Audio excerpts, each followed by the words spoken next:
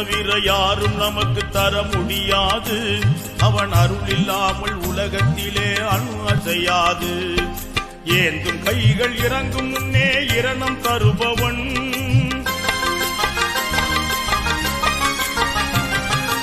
ஏந்தும் கைகள் இறங்கும் முன்னே இரணம் தருபவன், எல்லோருக்கும் எந்நாளும் உதவி புரிபவன்.